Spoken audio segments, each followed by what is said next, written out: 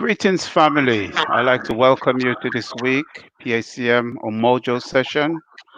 Today, I'm happy to welcome Brother Sabelo Sibanda, who is coming to you all the way live and direct from Azania. Brother Sibelo is the founder of Thank the you. School of African Awareness. So, Brother Sibelo, now could you just tell us a little bit about yourself and what led you to start the School of African Awareness? Thank you very much, my brother. Firstly, I just pass my greetings to the family. It's always good when we as the global African nation can huddle up as family and talk to issues which are important to us. And as I go into who I am and the basic reasoning behind the School of African Awareness, I would also like us to remember our brother George Floyd, who was brutally murdered at the beginning of this week past, and begin to contextualize his death from a perspective that speaks to the aspect of who we are as African people, which is a people who are basically being brutalized left, right, and center and need to begin to stand and appreciate who we are. So, as I go into this session today, I also pay homage to our dear brother George Floyd and pass our condolences to his family and to his relatives and friends, those who knew him directly.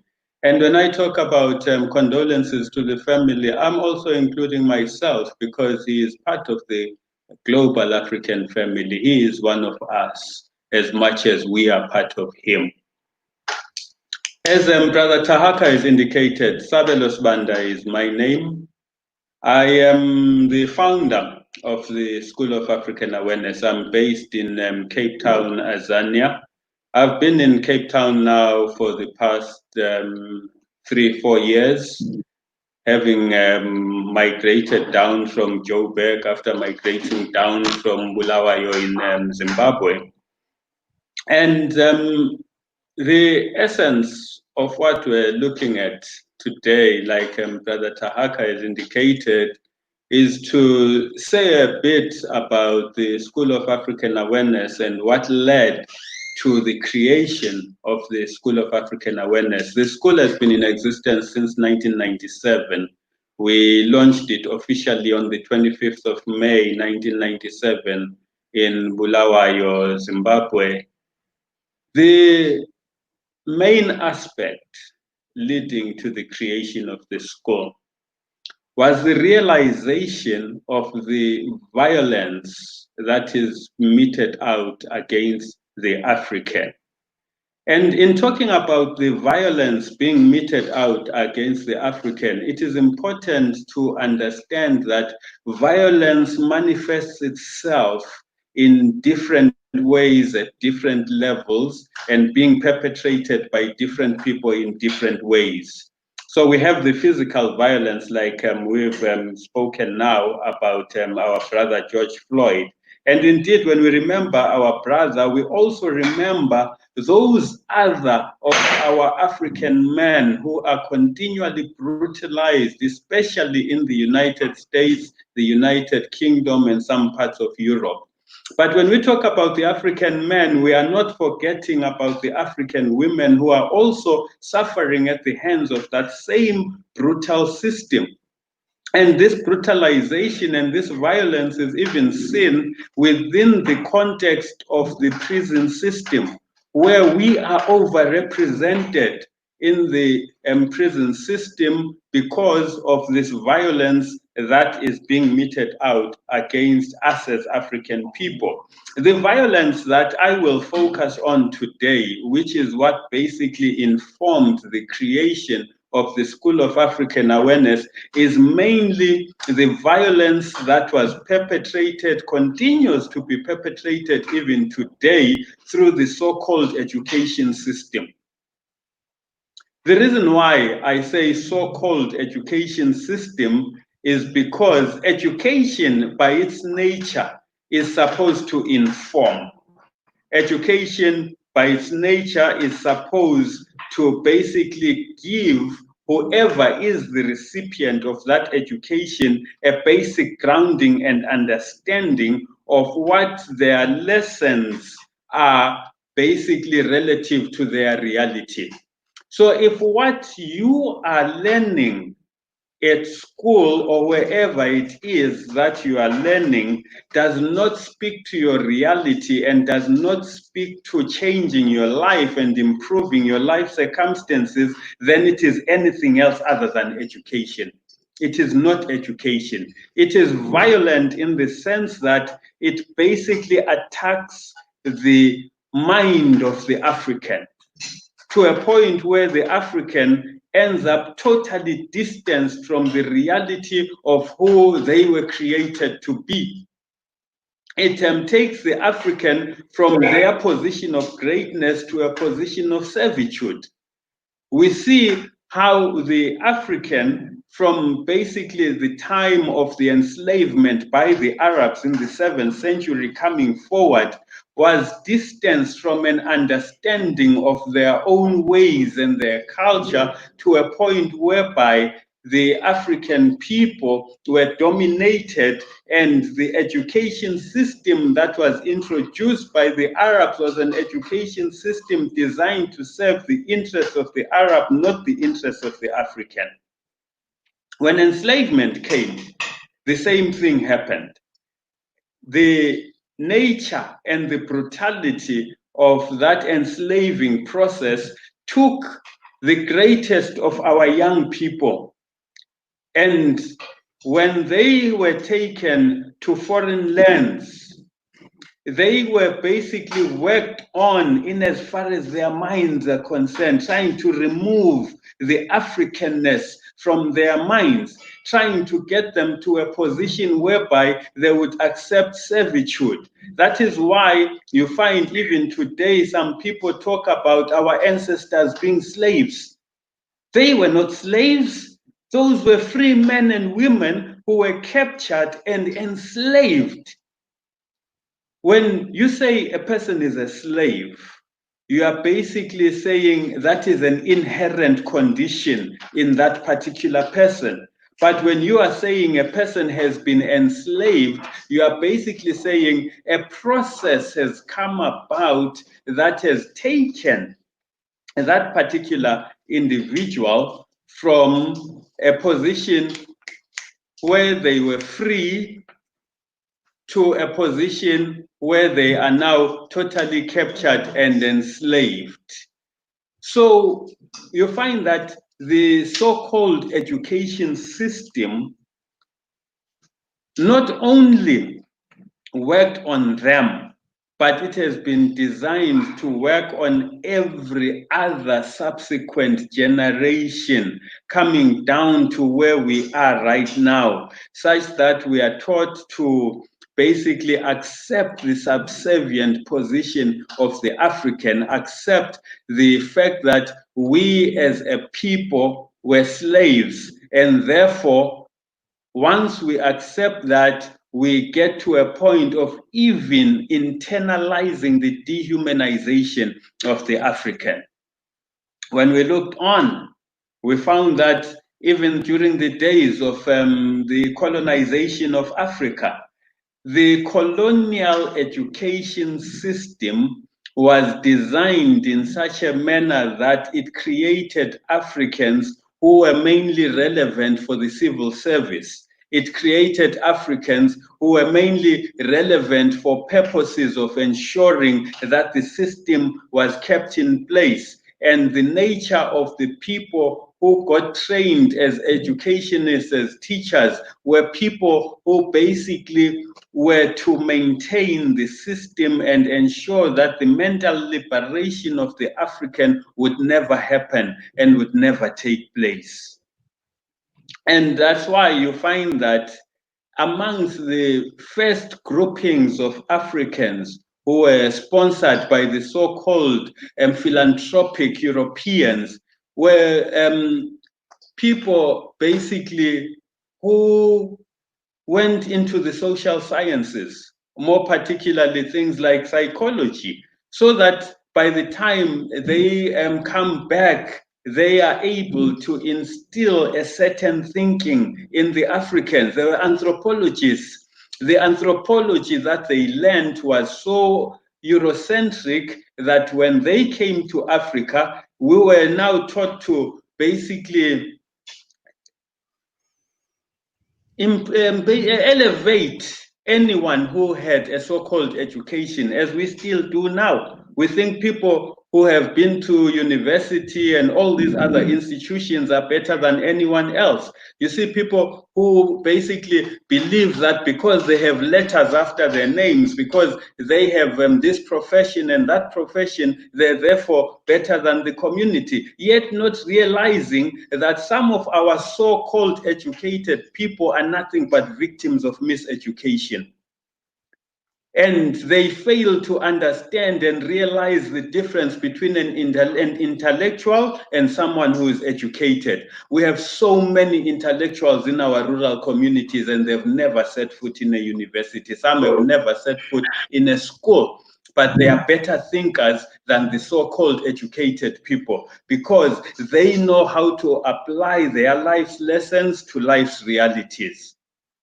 So when the School of African Awareness saw this whole progression of how the African mind had been impacted upon, of how the African mind had been played up to basically internalize self-hatred and loving other people and loving other people's ways, the school as a concept basically said, okay, let's even look at now what has happened with the dawn of so-called independence.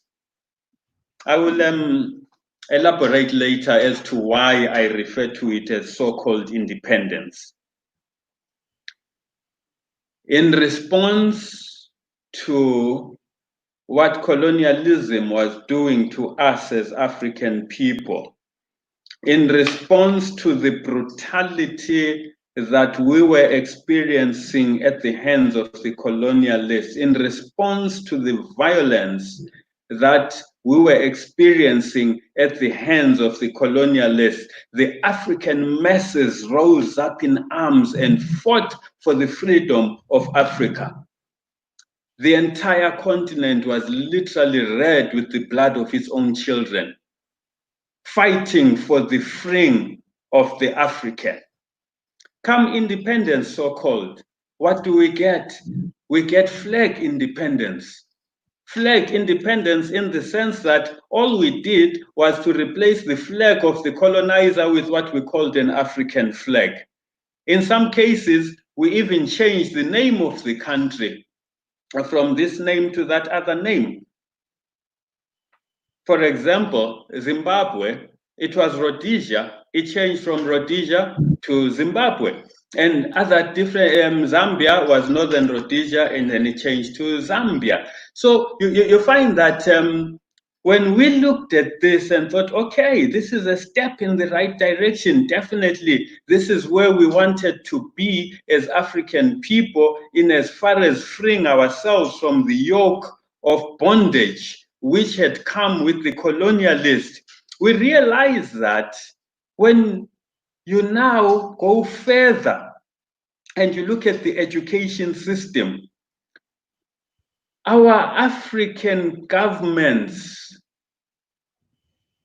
instead of now coming up and saying, let's devise a curriculum that speaks to our own reality. Let's devise a curriculum that will begin to talk to the essence of who we are as African people. Let's begin to debrief and begin to clear basically the cobwebs that have been created by years and years and years of oppression. They walk straight into that same old system. They literally walked into an education system which in essence was not an education system. When we broke it down as the School of African Awareness, we realized that there are two aspects to this. On the one hand, what has been called education is actually miseducation. On the other hand, it is diseducation. Let me break those down a bit further. Miseducation, when we looked at it, said to us that as African people, we are being taught to be of relevance to other people and their reality. You go to school, you have a fresh mind that needs to be trained and groomed and filled with the relevant information, but within your own immediate vicinity, you cannot respond to the reality on the ground because the system has instilled in you a knowledge that is informed by other people's ways and other people's reality. For example, if you look at literature right now, you talk about Shakespeare, you talk about Voltaire, people will easily relate to what you're talking about when you say Shakespeare. They almost around the world, anyone who comes from an English-oriented education system will not basically fail to know who you're talking about. And then now, when you look at someone like Patisanyati, only a handful of people, especially those from Bulawayo, will be able to understand who you're talking about. Yet he is one of the greats in as far as the authors that come out of Zimbabwe. You talk about Dambudzo Marechera. Not many people will know who you're talking about. So the system is such that even for people in Zimbabwe itself, you talk about Dambudzo, they'll not know who you're talking about. You talk about Patisanyati, they don't know who you're talking about. You talk about Shakespeare, the light goes up. They can relate to that because that is how the system was designed to brutalize our own self-identity. We failed to understand that this era of independence must of itself usher in the freeing of the African mind. So we had a situation where from the days of enslavement come the Emancipation Proclamation. The chains were taken off in as far as our feet and our hands were concerned. And then come colonialism, again we take off more chains in as far as the hands and the feet are concerned. We expected that come independence, the chains that are binding the African mind will also be broken off.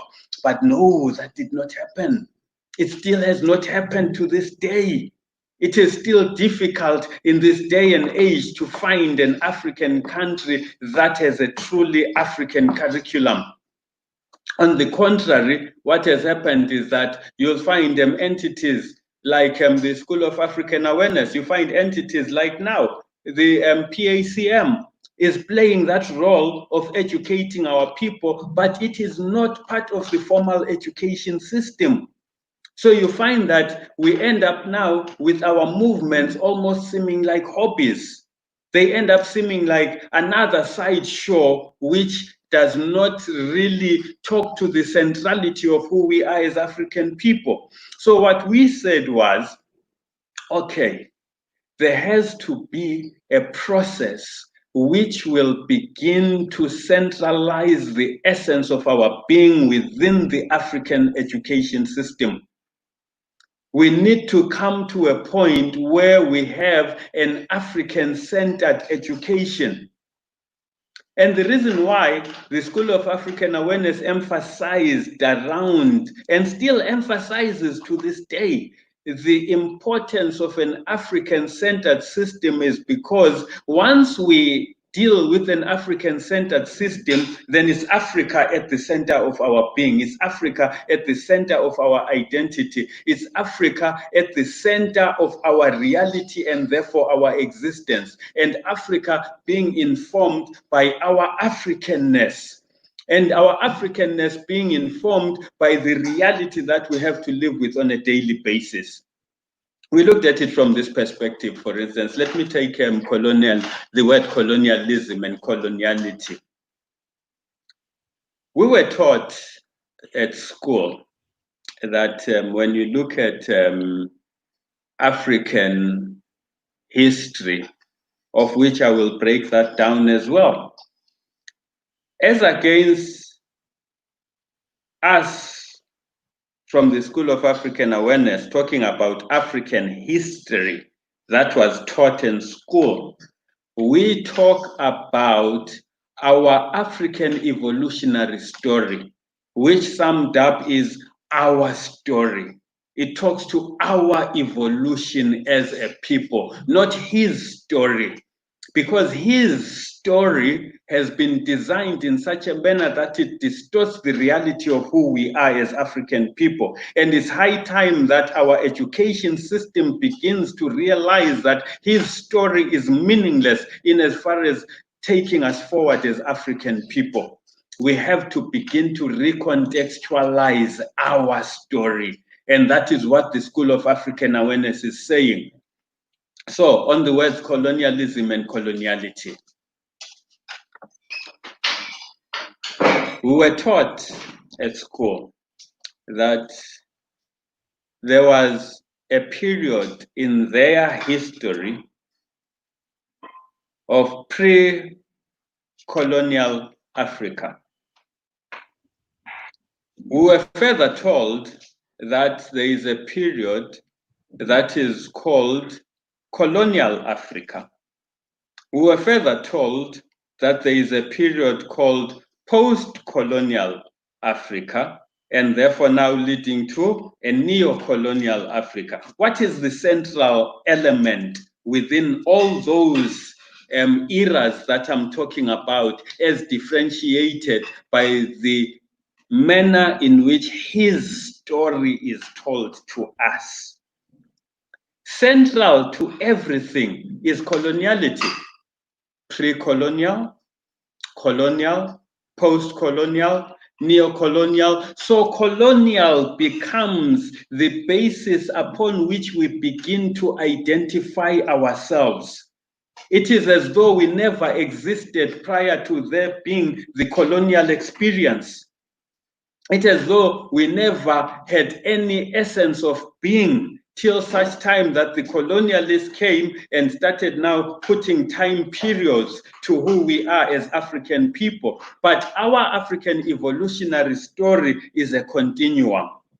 So now, amongst the things that the School of African Awareness necessarily looked into was to say, it is absolutely critical that in our approach to life, we ensure that we use a language that speaks to our empowerment, not a language that disempowers us. We need to speak to a language that speaks to our freedom and independence, a language that will direct us as the global African nation to the unity and the liberation that we are basically fighting for and pushing for. So the School of African Awareness comes in and says, seeing as our message, seeing as our agenda is the centrality of our Africanness, it's therefore necessary that we re-language. In the process of re-languaging, as against now talking about a pre-colonial Africa, we talk about an ancestral Africa. That way, we are emphasizing the fact that this was an Africa free of that colonial experience. This was an Africa free of oppression. This was an Africa where the ways of our ancestors are the ways that basically prevailed at that time and within the reality of who we are as African people. So we don't talk about pre-colonial, we talk about ancestral Africa. And then now, when they talk about colonial Africa, we talk about a post-ancestral Africa. Why post-ancestral? Because we are saying our ancestors are no longer in control of the land. Our ancestors are no longer in control of the essence of that which informs Africanness. So we are now at a period within our evolutionary experience where we say we are no longer living according to the ways, principles, and values of our ancestors, but something has come in that has disturbed that particular aspect of our existence. We are saying someone has come in with a system that is designed to ensure that as African people, we don't continue along a trajectory that speaks to our greatness. Imagine with all that Africa contributed to the world before the era of the Arab enslavement and the European enslavement, bringing education to the world, bringing culture to the world. The first university was in Timbuktu, Sankore. That is where we as African people basically had our own concepts of what an education system is. Even Pythagoras, they talk about Pythagoras inventing this theorem within mathematics. Pythagoras was not the first. Pythagoras took it from the Greeks. So we are basically saying, therefore, that this era that they call colonial to us is post-ancestral because we are no longer in charge of our reality. Because our ancestors are no longer the central aspect of the foundation of the African nation. Even when you look at it further, our ancestors had communal living, which as it was developed ended up being called communism and taken to some other extremes which now seek to totally speak out of existence the communal living of the African, which was informed of itself by social living, which is now basically taken and extrapolated as socialism. But the basis of the foundation is African. The core element upon which these structures stand or fall is the ways and values of our ancestors, the principles of our ancestors. And the School of African Awareness basically comes in and says, let us revisit those foundations. Let us begin to restore the pride and the dignity of the African. And part of the process of restoring the pride and the dignity of the African is realizing who we were before we became who we are now. Who we are now is just something totally different from who we were in the past. We are no longer the great kings and queens of the world. We are no longer the great inventors that we used to be. Now an African invents and everyone gets excited like it's out of this world, as though it's totally unexpected that these people can actually come up with something like this. So now, when now they talk about a post-colonial Africa, we, from the perspective of the School of African Awareness, have taken that and joined it together with neo-colonial and said, this is pre-independent Africa. So from how we structure it as the School of African Awareness, it's ancestral Africa, it's post-ancestral Africa, it's pre-independent Africa. Why pre-independent? Pre-independent because we are not independent as yet. Because having a flag and rewriting the national anthem and replacing it with an anthem in your one of the national languages or a mixture of national languages is not independence. You even have a situation where in Azania right now, the government of South Africa decided that the national anthem, as against the traditional Nkosi Sikelel' Africa, which has become an African anthem sung by African people literally across the globe, it was to have a segment where basically it takes on board Afrikaans, and then at some point it takes on board English. But the amazing part for me when I break that down and look at it is that the part that is basically in our African languages speaks to directing an African person heavenward, such that the African does not pay too much attention to what is happening in their immediate existence right now. Whereas the English and the Afrikaans parts of the song are basically talking to the ownership of the land. The English actually ends saying, our land. There is no part in the African parts that talks to the land being ours. So you begin to wonder what exactly happened to the psyche of the African. Hence, therefore, the necessity for the School of African Awareness to come up and say, we need to do something about this. We need to revisit the way that we have contextualized our own reality within the land of our ancestors. We need to begin to recontextualize the way that we basically relate to the essence of our being as African people. Because if we cannot have a relationship with the land as African people, we are nothing. We're now, if our education system, so-called, is informed by miseducating us and making sure that even as we speak right now, a lot of our people have been so miseducated as to believe that as African people, we cannot survive on our own, that we are nothing on our own. Whereas when they talk about collapsing economies, they are generally talking about pieces of paper, the dollar economy. But we as African people, we have the mineral economy. We have the diamonds, we have the gold, we have the uranium, we have the coltan. We basically have everything, yet we think we cannot exist without the people who are coming with a piece of paper. What has more value, the paper or the mineral? We are so happy to exchange the paper for the mineral. We let our minerals go so that we have a piece of paper. We let our land go so that we have a piece of paper. And the School of African Awareness basically came up and said, let's do something about the psyche of the African.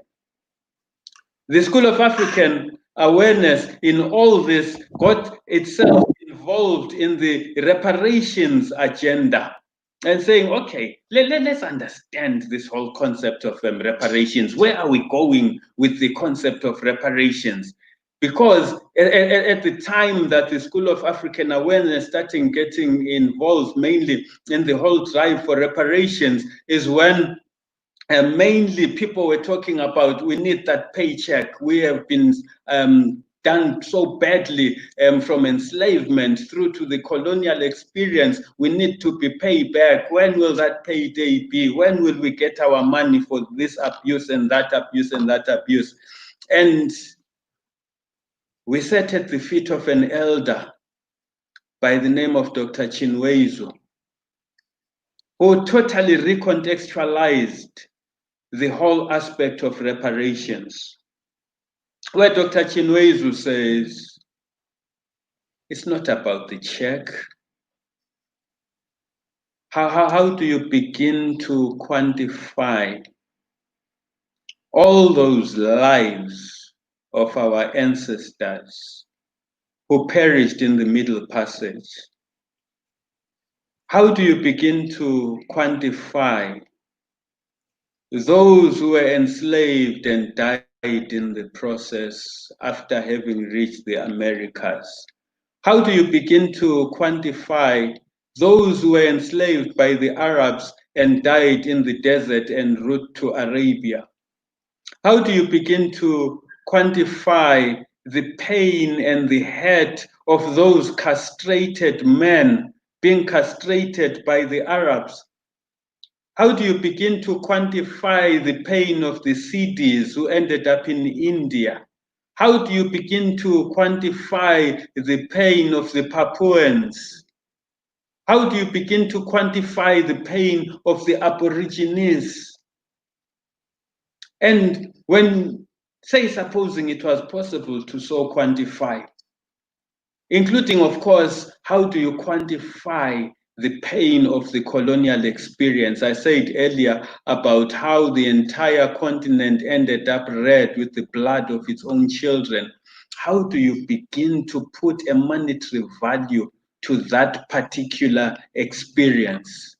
So Dr. Chinwezu says, the most important thing about this whole quest for reparations is for us to self-repair as African people. What we are saying, and now what we are pushing as the School of African Awareness, is that leave us alone so that we can begin to heal from these intergenerational wounds, from this pain that has basically been transmitted from one generation to the next, to the next, to the next, the anger, the hate that we have basically had, the experiences that we are going through right now are depriving us of that opportunity to heal. When we think we are heading towards healing, something has to come and remind us of what happened to our ancestors. Something has to come and remind us of what we went through during the days of apartheid and colonialism. The latest of which now is this George Floyd incident. It's a reminder, it's a trigger basically for that negative part of the pain that we have been nursing in some cases, trying to deal with in some cases, trying to contextualize in some cases. So the School of African Awareness is saying, first and foremost, the most important thing as we fight for our reparations is that we have the right to self-repair without anyone imposing their repair agenda on us. Because now, when we talk about self-repair, in as far as our psyche is concerned, the first thing we're told is the asylum. You have to go and see a shrink. You have to go and see a psychologist, and they will help you to basically relate to that pain. It's over and deeper than the aspect of seeing a psychologist. It cannot be cured in a mental asylum. The mental asylum was designed to make us crazy, and indeed it's making us crazy. Just like education was designed to make us stupid, and indeed it has made us stupid, for as long as we are running away from the essence of our being as African people, for as long as we are running away from our identity as African people, then the education system has made us stupid. So now, the School of African Awareness, further in looking at the whole aspect of reparations, is saying, as against talking about a paycheck, who, even if the world were to announce today, if the West were to say, we are giving so many trillions, we will be fighting each other before that money even lands on the table. We will be fighting each other purely on the promise being made that there will be a payment to be made. Yes, we've seen cases of reparations, the Jews, the Japanese, etc. But what we are saying is that that is basically the tail end of where we want to be. What we are saying as the School of African Awareness is that even these debts that we are being made to pay year in, year out, they should be written off. Africa must not be made to pay, because some of these debts were actually inherited from the days of colonialism and apartheid. We took over the debts that bought ammunition to kill us. We took over the debts that basically sponsored a system that was designed to miseducate us. And now the School of African Awareness is saying, enough is enough. We cannot continue to pay for our own abuse. We cannot continue to pay a debt that was founded upon the misuse, the ill treatment, and the murder of the African. So what we are basically pushing for now is the work that we do in the communities, the work that we do through social media is basically to re-educate the African. We've been operating as an informal entity, but we are looking at basically now registering and beginning to develop a curriculum that will speak to who we are as African people. Earlier, I mentioned that the other leg to the so-called education system was diseducation. What exactly is diseducation? Diseducation speaks to being taught to hate ourselves, where we are taught to love other people above ourselves. Whereas on one hand, miseducation taught us to be relevant to other people's realities and be relevant to their own enjoyment of life at our own expense. This education is saying, love someone else above yourself. And when you begin to love yourself, you are perceived as if to say you are now an enemy of the other person whom you are choosing not to love because you are loving yourself, because you are loving your family. That is why you find that for some of our people, they don't even want to get involved in African-centered organizations because they say it's discrimination. Because they say you are now basically separating humanity. You are now telling people apart. But what is wrong with loving oneself? My basic understanding, taking it at a personal level, I cannot love someone else if I don't love myself. I first of all have to show myself self-love before I can purport to say I love other people or purport to show the world love. How do I basically give out love if I don't have love within me? How do I begin to say I love before I can understand what love means to me? But this education taught us to hate ourselves and love other people.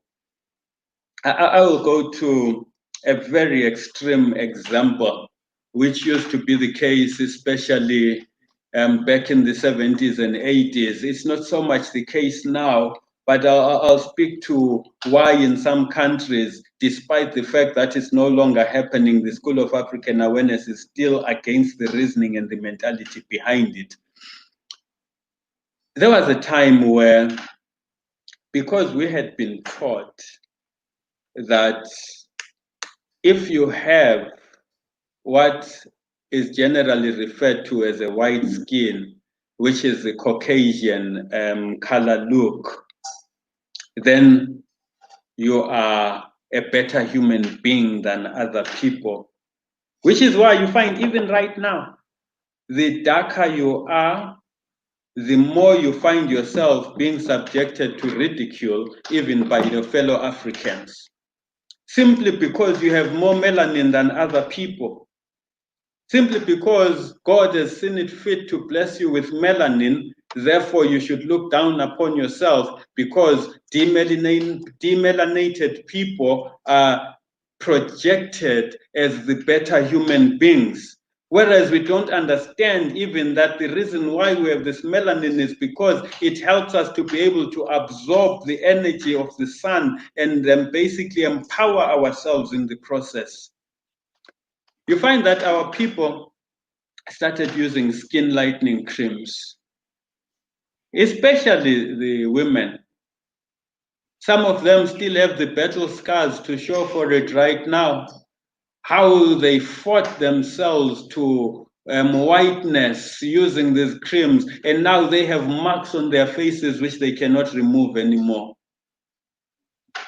So you find that these creams were basically designed to say, I hate who I have been created to be. I hate what I look like. And therefore, I will be better off when I look like this other race of people. And therefore, start applying these things. Where you would find literally the person would have their face as light can be, depending on the impact and the effect of the chemicals. And the hands and the rest of the body are as dark as I am. And you think, okay, this is interesting. How did this come about? It came about because the mind of that particular person has been pushed to a point where they cannot see value in themselves anymore. If I cannot see value in myself as an African, how will I begin to see value in another African? How will I begin to see the importance of us coming together in unity as African people? How will I even begin to see the value in learning from the lessons of the Africans gone by? I will not, because I have been taught to hate myself and love someone else. So the School of African Awareness basically began to come up with these particular teachings, and the core foundation ideologically of the School of African Awareness is Pan-Africanism. Because in Pan-Africanism, we see the unity of the global African nation.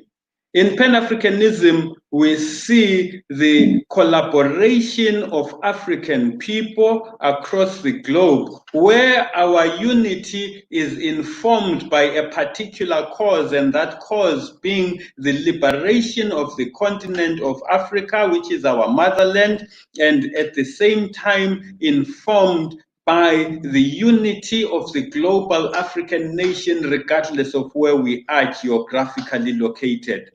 Where we are basically saying, wherever you are watching this from, whatever country it is, your first allegiance should be to the global African nation, which is a nation which knows no borders, a nation which knows no boundaries, a nation which basically knows no ethnicity, where we are saying as African people, we need to begin to realize that our holding on to our ethnicities over and above the importance of the nation is one of the weaknesses that will keep us totally crippled as African people. It is absolutely necessary that we as Africans begin to understand that we are the only agents of change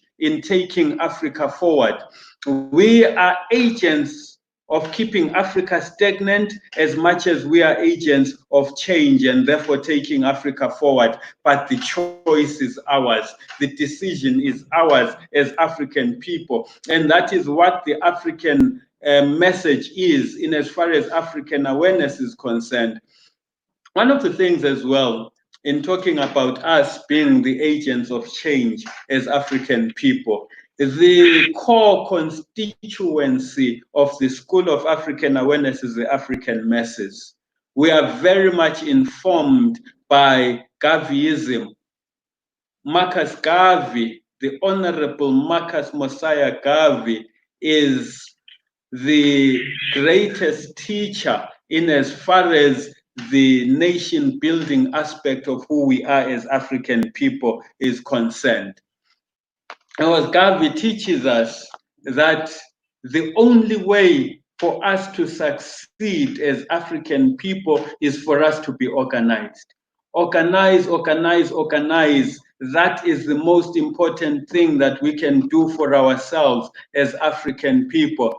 Now we find ourselves, last night we had an interesting show, and a brother of mine, Patenas from Tanzania, raised a very important thing, especially reflecting around the George Floyd incident, saying one of the weaknesses that we have as African people is that we have become good at mobilizing, but we cannot organize. We mobilize around a particular event, but we don't organize for long-term impact and therefore changing our own reality as African people. We need to come to a point where we go beyond agonizing and organizing. We need to come to a point where we go beyond reacting and start organizing. The more we can organize ourselves as a people, the more we will begin to change our reality regardless of where we are. Why is it so easy for an African to be brutalized anywhere in the world and the whole world is silent about it? It is because our African nation is not organized. It's because the entity that we hoped would take us forward in the entity of the African Union is relying on other people for their funding and therefore ends up relying on people for direction. So as long as we are caught in that particular situation and scenario, we will never be able to do anything. Hence the reason why the School of African Awareness is saying we are a people-based organization. We are based right there at the grassroots with the masses, and we are saying the reality of Africa will only begin to change when we as the ordinary people begin to inform that particular change, which is why we believe so much in collaboration. The relationship that we have with the Pan-African Congress movement is a very critical part of the existence of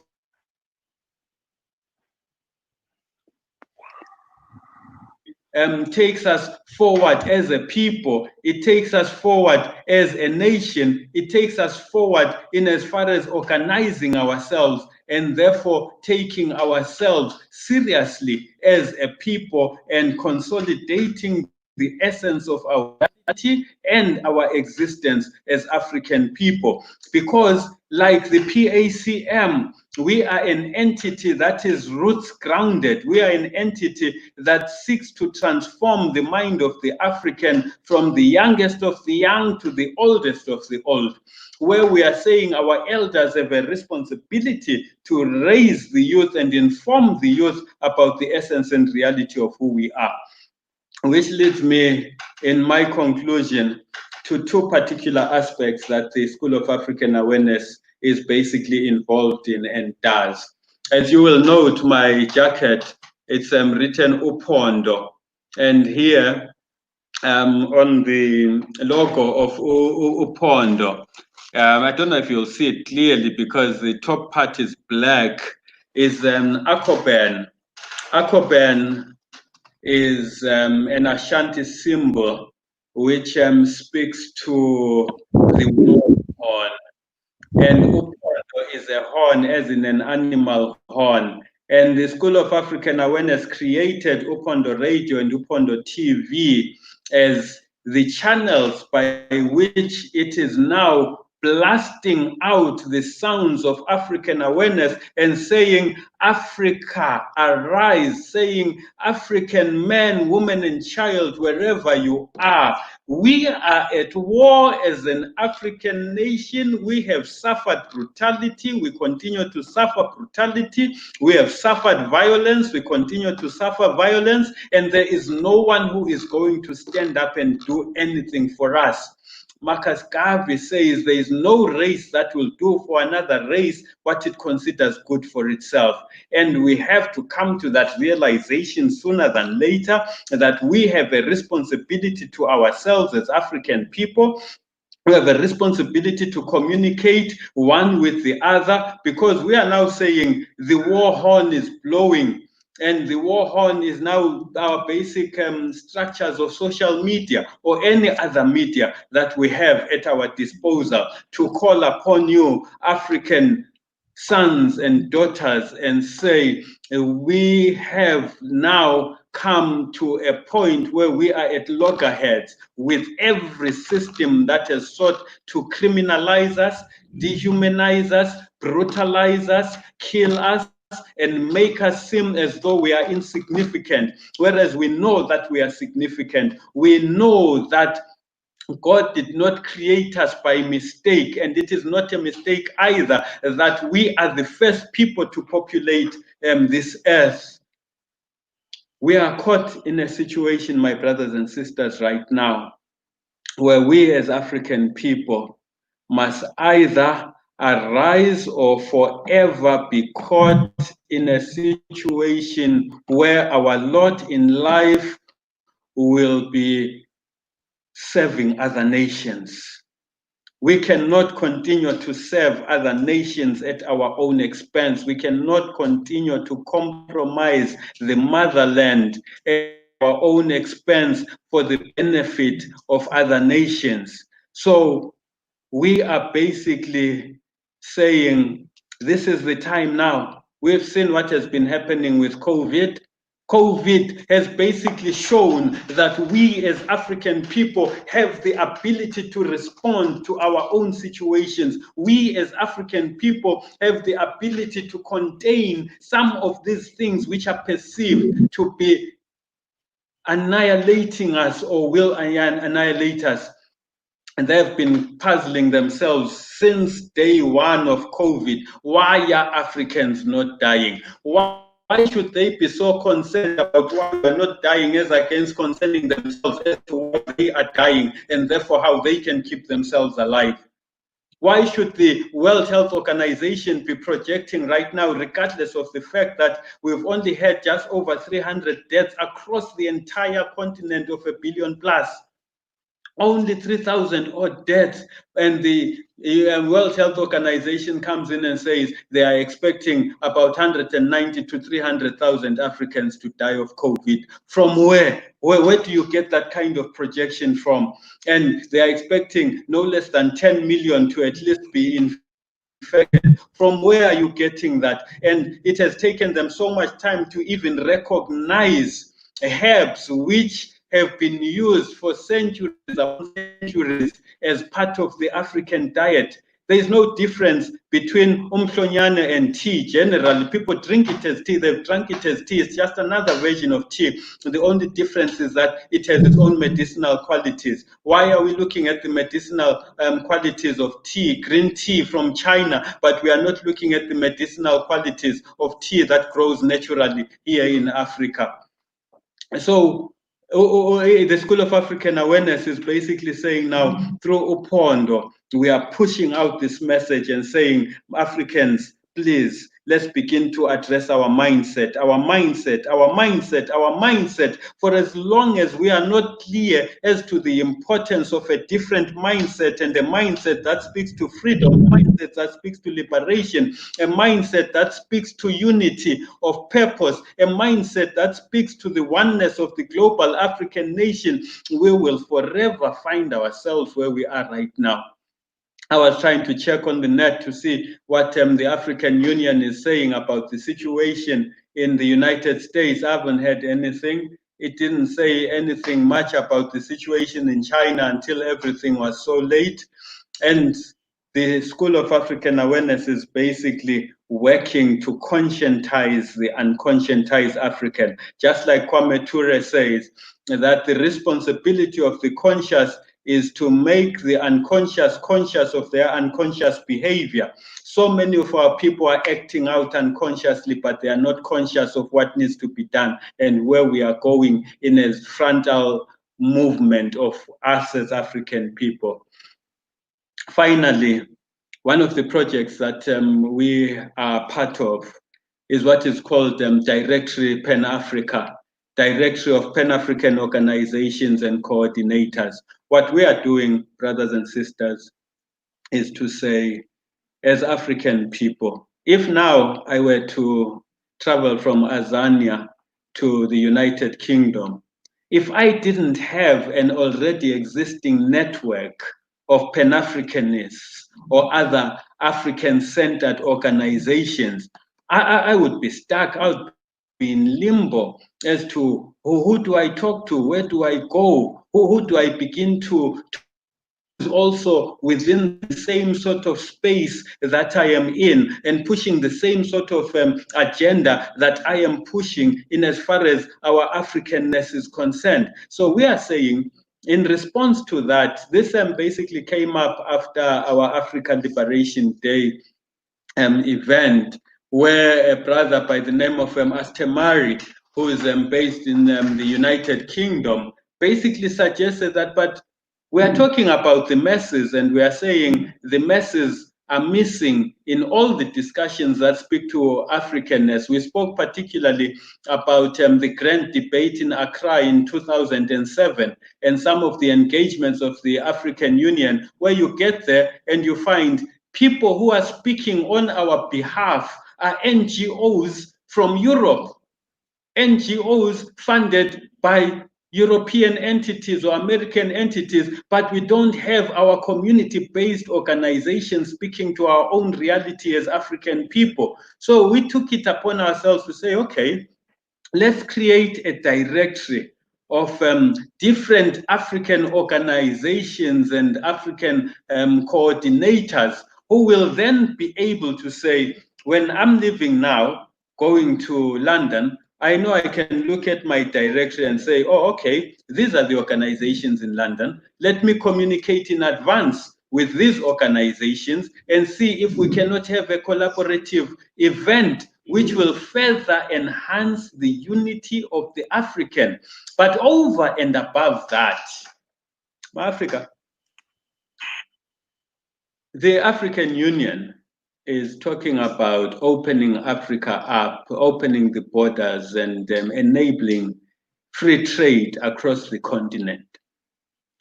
If we are caught in a situation where we are not organized, the opening up of Africa will benefit everyone else, and we will still be agonizing.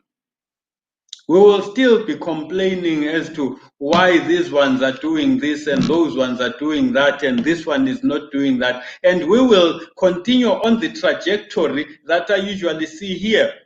I remember once reading an item in Joburg where someone was complaining that he went to to the barbers and they refused to attend to him because they said they don't deal with African people's hair. And they started shouting, discrimination, discrimination. But why not just go to an African? Why can't we as African people have these spaces for ourselves than to keep on looking for spaces where we will shout and say we are being discriminated against in our own land? So basically what I'm saying is, if we fail to take advantage of the opening up of Africa as African people, we will find ourselves again crying out that we are being discriminated when it comes to opportunities that have to do with us as African people. So it's absolutely critical, my brothers and sisters. It's absolutely vital, my brothers and sisters, that for you who are in the diaspora, let's hook up. Hook up with us on the continent.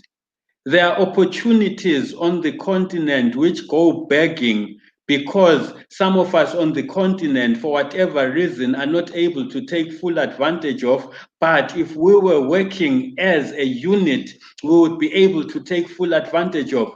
I was researching once and found that in the United States, at some point, more than $1 trillion in a year circulated within that economy, and that 1 trillion being our own people's money. Why are we not coming together and even beginning to invest some of that money in the advancement of our continent, as against finding ourselves caught in situations where we end up taking loans from people who have basically no heart for us? They give us loans which are designed to kill us as African people. And the foundation basically that we need to address where we are concerned is begin to change our mindset, is begin to revisit what African awareness means to us. Are we aware of our Africa? Are we aware of our Africanness? Are we aware of the global African nation? Are we aware of the importance of the oneness of the African right across the globe? My brother, I will stop at that. In as far as the presentation, you did indicate that there'll be some questions possibly that you may want to pose, and we open a discussion. That is much of what I have to say about the school for now, my brother. Otherwise, I'll carry on the whole night. Yes, brother. Sabelo, thank you very much for that delivery. And it was very informative. And I'm hoping everybody that's viewing at the moment, it would have triggered a lot of questions in their minds. Because a lot of things that you have said is things that we have discussed within the Pan African Congress movement over the years. Mm, But the difficulty is one thing discussing, and it's another thing taking action. mm, And it seems that when it comes to take action, the movement for that is somewhat subdued.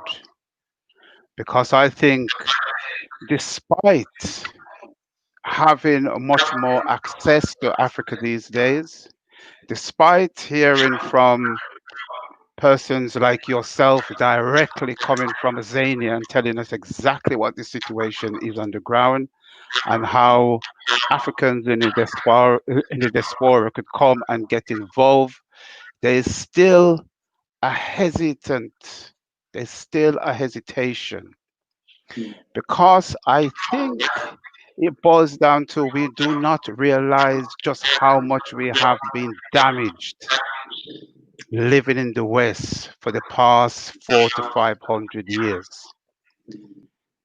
There's a sister brought out a book and she mentioned post-slave traumatic syndrome. mm, And that has come up in our meetings on several occasions. And many people said, no, I'm not suffering from that. That doesn't apply to me. But I will beg to differ. It is impossible to go through what Africans went through in the transatlantic slave trade and not be psychologically damaged in some way. And hence the hesitance in terms of the vast majority of Africans to take Africa seriously, take those opportunities seriously. Because I'm sure in South Africa, you're seeing every day the Chinese are queuing up to get into Africa. The Europeans who once ruled the roost and claimed that they left are now pouring back into Africa. We have situation in Mozambique and Angola where people are leaving Portugal in their thousands to mm, relocate themselves in Africa because they see the prospects are much better than they are in Portugal. mm, So, my brother, again, I thank you very much. And yes, there has been a few questions that's been coming in, and I would encourage everybody to keep sending in the questions, keep sending in the comments, because we will be going through them one by one. So, I will start off by something Maybe that my you said. brother, It's sorry. Um, okay, sorry. Just before you yeah, go there, you talk about the post-slave traumatic syndrome and how yeah. some of our people are denying it. The interesting thing is that even here on the continent, the colonial experience was in itself an enslavement, just that we were enslaved on the continent as against being shipped away somewhere. And there are some people here who will deny it as well and say, no, but we are not basically from that lineage that was enslaved. So we are not subject to the post traumatic slave syndrome post-slave traumatic syndrome. So now I think it goes to exactly what you are saying, that we are caught in a situation where our people deny this reality, and because they deny this reality, they continue in that same behavior over and over, because it's impossible that we could have gone through all these centuries, because we are talking about centuries of damage here, my brother. We are talking literally centuries of damage, and it is reflecting itself in who we are right now. Yes, I'm It's, 100% with that. Because, as you say, on the continent, we tend to forget because we were taken physically away. We tend to forget that the presence of the Arabs from the 7th century and the the seventh Europeans century, on the yes. continent, they wasn't Mm, just sitting there doing anything. They were also busy perpetrating their violence and whatever else came with it. And the yeah. people on the continent of Africa themselves, as you say, went over, also underwent a traumatic experience. Mm, mm, mm. So True, true. hence, we have a situation where we are damaged from both ends. And what the European particularly was very successful at was divide and rule. Hence, Absolutely. it is only recently that we can see a few Africans are beginning to look at Africa in a positive light. It Mm, is only now that we can see a few Africans are beginning to make a move onto the motherland, but the numbers are very, very small. And the mm, other thing I like to say before I post up the first question, what I've also found visiting Africa on several occasions and going there, and I know many people have actually relocated to the continent, but it's mhm. one thing relocating, and it's one thing trying to purge your mind of that European mindset. So hence you have a situation where somebody will relocate and rather than embracing the culture and the people and the language they find, they're actually acting as the British would call expatriate and setting themselves up into small enclaves, continuing to speak the colonial language and refusing to learn the local language and even turning their nose up at local cultures and practices. So that's Mhm. something, my brother, the School of African Awareness is timely because that's something that we're all, especially coming from the West, we have to go through an initiation. It is not just a case of packing our bags one day and arriving on the continent and here we are and we get on with Yeah. life. I think we have to prepare ourselves and we need to go through some kind of initiation. Otherwise, we're going to find ourselves in great danger of repeating what the Europeans did. As Fanon said, black skin, white mask. White mask, yeah. And that is what's going on in a lot of the cases. Mm, I will true, now true. post up the first question and statement on the screen. Hope you can see it. And it's, Yes, I can see it, my brother. yeah, and it's basically referring to our ancestors and the self knowledge, and that's been the basis of our African knowledge, and is referring back to ancient Kemet, because you Yes. did touch on people like Pythagoras and Socrates, Yeah. and how Mm, they are seen as great learned people within European culture, and yeah. how the basis of their knowledge were taken from Africa. We know if it's funny, I live in London and I often visit the British Museum. Mhm. And when you go to the British Museum, they have an Africa section, very Africa section. So you enter the Africa section, and it doesn't Mhm. take you long to realize there's something missing in that Africa section. And the Mhm. bit that is missing in the African section is Kemet or ancient Egypt. That Sure. is cut out of Africa and placed on its own. Mhm. they exclude that from Africa because they say that knowledge that that that dwell there could not have been brought about by African people. It's impossible. And to this day, they're still pushing that narrative. Mm, No, that is true, my brother. Which is why you find that even the temples in Kemet, above the temple door was the inscription "Know thyself." And now, when the Westerners take it, they want to tell us that it came from Egypt, rather from the Greeks. And they don't want to acknowledge the influence of Kemet and the pre Kemetic societies. Even when they talk about the pyramids, they love to confine us to those pyramids which are in what present day Egypt now, which is Kemet, but they will not talk about the great pyramids in Sudan because it's difficult for them to take Sudan and place it in what they call the Middle East, whereas they take Egypt and treat it as though it's not part of Africa and therefore want to claim all that. And in their attempt to do such things, you look at even the great Zimbabwe in Maswingo, Zimbabwe, they wanted to ascribe that to the Portuguese.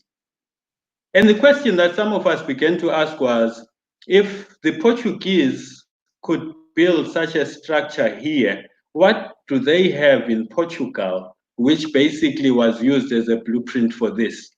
So you find that the whole concept of existence is founded upon claiming what does not belong to them and attributing it to themselves. But because we don't know ourselves enough, we end up accepting this and we end up even arguing on our own and believe that we know nothing and we don't do anything. Before I was on this journey of African awareness, I was one of the strong believers that African people have contributed nothing to the world. I was one of the strong believers that we just take other people's inventions. When it breaks down, we find a way of improvising. I thought we were the greatest improvisers ever until I began to learn about who my ancestors were, until I began to learn about the greatness of the African achievements and what we have contributed to this world. Then my total worldview began to change. I began to appreciate myself more and more and appreciate the contribution that we have made, which we can make as we go forward, and which we have a responsibility to make. And therefore, we have to begin to change the way our people basically perceive themselves. Self love is one of the core fundamentals in as far as going forward. I agree with the sister, definitely, Mm, definitely. Mm. okay. And just to follow on from that, before I pose up the other question, you said, for me, I'm a member of the Pan African Congress movement, and it's thanks to Yes. them because when I came in, I knew very little about our history Mm-hmm. because there was very little literature about. You went through the education Mm-hmm. system. I came to this country at a young age from the Caribbean, from Jamaica, and I went through the education system here. And the books that they had pertaining to African culture and so forth was very demeaning. You know, Rudyard Mm-hmm. Kipling's The White Mm-hmm. Man Burden and so forth and so forth. Very Yes, demeaning. yes. So I thought literature didn't exist or we didn't do anything. It wasn't until I came within the arms of the organization that I began to Yeah. discover literature. And after reading and attending lectures by people such as Ivan Sertima, Mm-hmm. and Mm-hmm. he wrote a very famous book, They Came Before Columbus, Yes, and yes, also yes. Blacks in Science. And again, when Mm-hmm. I came across Sheikh Anta Diop's African Origins of Civilization, Myth and Reality, Yes, that blew my mind. yes. And Mm. again, George G.M. Jane's Stolen Legacy. Then Mm. suddenly I woke up and I realized who the real masters of civilization was.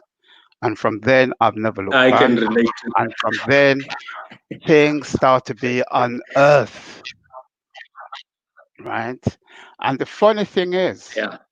if you enter the so-called higher echelons of learning in this country, such as your Oxbridges and your so forth, Yeah. they will actually admit that yes, the Africans were this, were that, but it's just contained within a small little circle of people. It is not general knowledge. It will never be taught in the schools. So the vast majority of African people thought they're going for an education system that's educating them, and most knowledge of hidden. That's why organizations such as the PACM, organizations such as yours and many others who have got hold of this literature, and scholars who have done research, because right now, just to mention a few names, such as Anthony Browder is presently in Kemet doing what they would call Excellent. Egyptology, what I would say African Yeah, archaeology, and uncovering the truth, absolutely. and many Mm. others. So now the truth can be revealed, and people on the continent can see that no, this achievement is ours.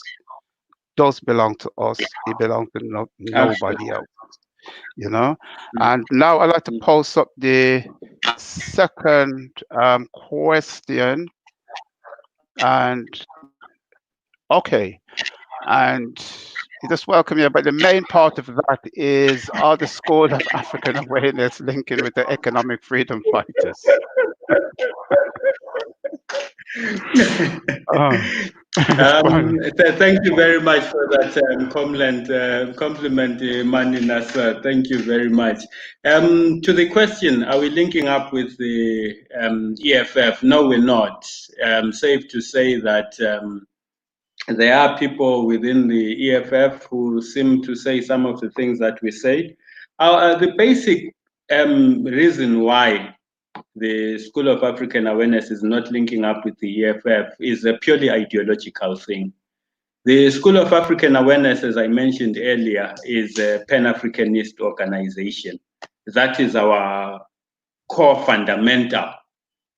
Whereas the EFF, amongst its core foundational positions, is the freedom cheetah. The freedom cheetah is generally referred to here as the freedom charter.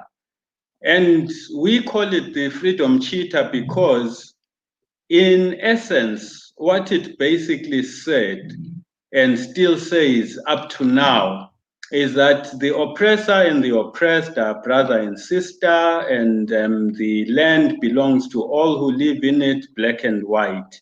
And we have a problem with that analysis of the reality of the stolen land in Africa, because what we are basically saying is that African land is African land. There are no two ways about that. There is no one who can argue with that.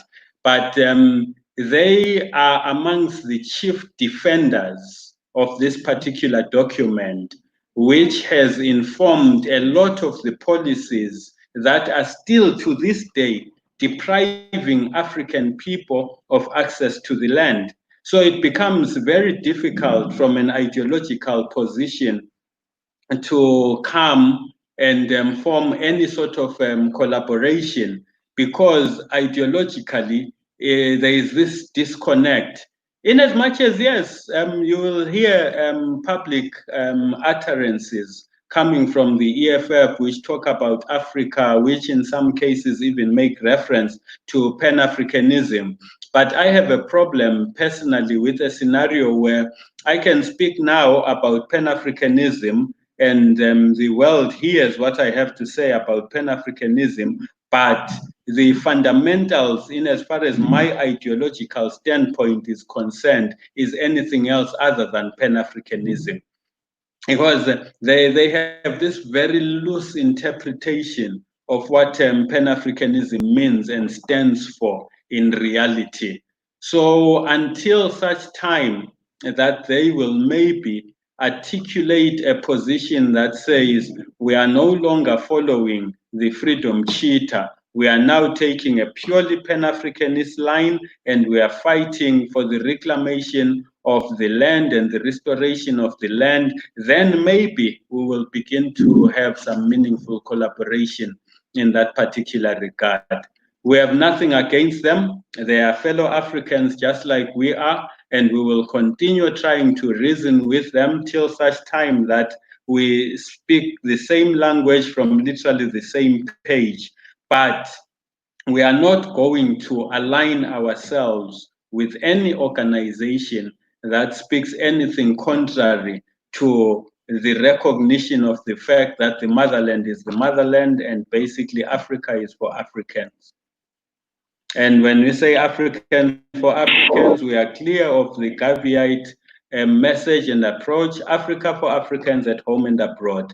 Regardless of where you are, you have a home, and this home is Africa. Mm, definitely. Yeah, there's another point that I would like to bring up in terms of Azania, and that was, I'm not sure if it's still going on, but definitely 2 or 3 years ago, we saw a spate of the word xenophobia was used when Yeah. there was a lot of, to me, looking on chaos because I wasn't sure why it was happening, what it was all about. Mhm. Was there external forces behind it? Because to me, it just did not make sense. Africans attacking Africans, and especially in a Mhm. case such as Azania, where I can speak on behalf of the PSCM and an ASHO, African Caribbean Settlement Organization, one of the organizations that founded the PSCM, Mhm. who worked tirelessly not only to raise the profile of what was going on during the apartheid times, but actively took to the streets and actively went out and raised finances so that they could be sent to the various liberation groups. At the time, we worked very closely with the PAC, with the Mhm. ANC, with ZANU at the time in Zimbabwe, with Zimbabwe. SWAPO, Mhm. with Mhm. Frelimo, you name it. All those Mhm. liberation group with the PAIGC under Amilcar Yeah. Cabral in Cabral. Guinea-Bissau. Yeah. That's the Mhm. kind of Mhm. background that the organization is being born out of. So when we Mhm. saw what happened in Azania, it shocked us. It Mhm. really, really shocked us. And so I'm just asking, as somebody that's based in that part of the world, what do you think was truly behind all that xenophobia? Maybe my brother, firstly, let me just contextualize how we interpreted the whole notion of xenophobia as the School of African Awareness. As this was happening, our basic message was, as I mentioned earlier, the issue of relanguaging, that this is not xenophobia. In actual fact, what it is Afrophobia, which is mixed up with Afro-hatred, where basically, like what Malcolm posed as a question, who taught you to hate yourself?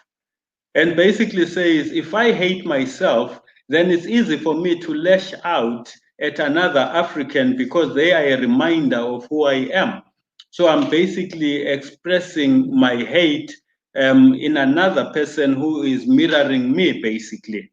So we started challenging this from a perspective that says Zeno speaks to foreign. And we're saying there is no one who can be a foreigner in Africa. As long as you are an African and you are in Africa, there is no part of Africa that you cannot lay claim to. So you can never be a foreigner. For as long as the Pan-Africanist message is saying we want to pull down the artificial borders that were placed across the continent at the Berlin Conference, then we cannot continue at the same time to talk about there being xenophobia, because we are now basically accepting the fact that these nation states that have been imposed upon us define our identity in as far as belongingness is concerned. So that was our starting point, to say, look, guys, we are all African, and this is our continent, this is our home, this is where we belong. Because if it was clearly a case of xenophobia, why were the Chinese not attacked? Why were the English not attacked? The Portuguese, the Italians, the French, the Americans, you name it. None of them were attacked, but it became a scenario where we believe there was some element of influence. From who exactly, it's difficult to tell. Because what happened is that it was the poor attacking the poor.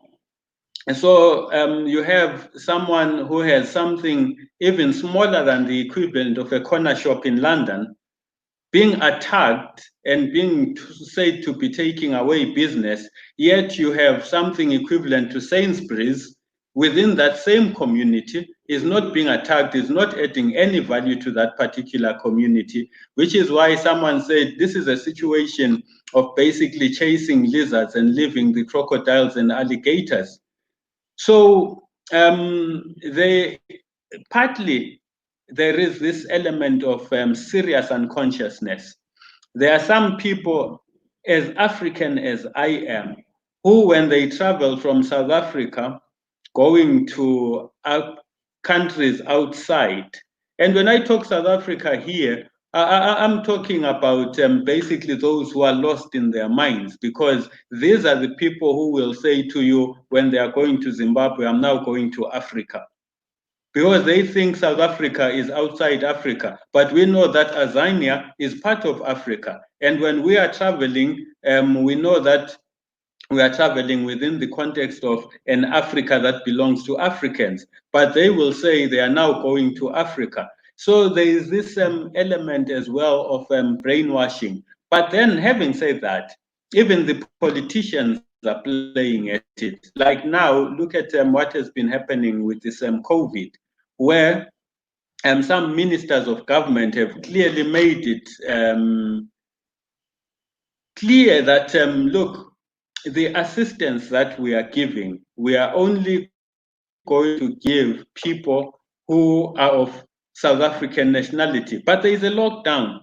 There are people from other countries here who are just as affected as any other, and they are told that they are not going to get any assistance. And then they come up, the Minister of Finance, with things to the effect that from now on, any business that wants to do government business with government must prove that the opportunities, the job opportunities are given to South Africans, and all sorts of language which basically is designed at telling us apart as African people, as against fostering the unity of who we are as African people. So definitely, my brother, you are right to be shocked, especially, you see, this is what I've said to some people, that the diaspora,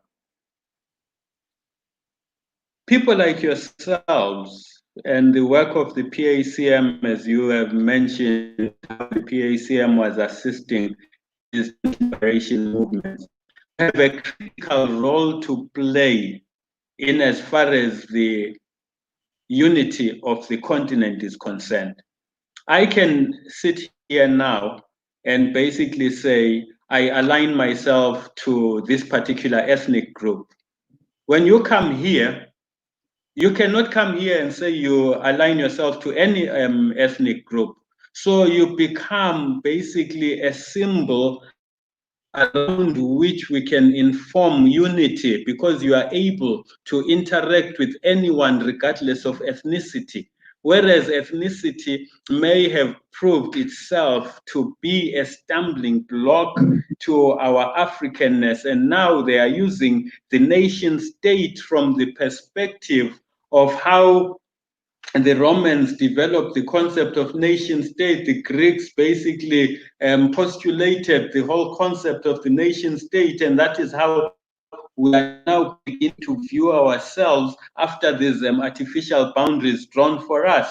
So definitely, my brother, in as much as we have not been able to put our finger on it, we are also of the view and mind that there is a third force, but what exactly the third force is seeking to achieve, we don't know yet. But the bottom line is that what we have been teaching our people is that there's no foreigner in Africa. Like now, I'm speaking to you, I'm sitting in the lounge.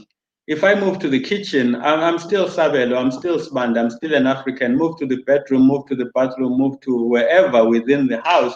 So now what it means, therefore, is that even when we move within the motherland, we are African, regardless of where we are. We've just moved to another space within the context of what Africa is to us. Yes, my brother. That's okay. There's another point that I would like to touch on, which you touched on during your delivery, and that's the question of Mhm. reparations. Now, Yeah. with the diaspora, I don't think we have a clear idea because there's so many different factions when it Yeah. comes to the questions of reparations, and there's no speaking with one Mhm. voice. My interest morely, firstly, is more on the continent. How would you say Mhm. Africans on the continent, now you're based in a southern part of Africa, how do they view reparations? Firstly, in terms of diasporians that were taken away, kidnapped and taken away. And secondly, in terms of Mhm. what the European colonial powers did in Africa itself. Because we know that the first concentration camp, the Germans had a dry run before they built concentration camps in Germany itself. They built them in Namibia and rounded up the Yeah. The Herreras Herero. and so forth. Yeah. And then the British also during the Mau Mau rebellion also built concentrations camps in Kenya. So there's a tremendous amount of suffering that went on the continent. So the question, basically, a question to boil down: how do Mhm. you view reparation? Firstly, as pertaining to Africans in the diaspora, particularly those who were kidnapped and forcibly taken away. And then Mhm. also, is there a movement within the continent of Africa as well for reparations to what was done to them? And the reason I said that, especially when Sakatoure asked the French to leave Guinea, because Ghana had just gained so-called independence, the French turned around and says, Mhm. you have to pay us reparations because when we came here, there was nothing here. So all the infrastructure that you find around you now was put into place by us. If you want us to leave, you have to pay us reparation. And hence we know what that Mhm. resulted in. We know that down the years, African countries, the Francophone countries, for the last 70 years have been paying France by the tune of billions, hundreds of billions per year, which Yeah. is, it is said Mm. now it's coming to an end, but I have to see that happen to believe it. I fully hear you on that one, my brother. Definitely, definitely. Look, um, your first question as regards the diasporans. From where we stand, I mentioned earlier about reparations and the right to heal ourselves. That is a right that we all need as the global African family to be able to self repair. And at the same time, when it now comes to the diasporan part of the family, the Western countries definitely owe reparations.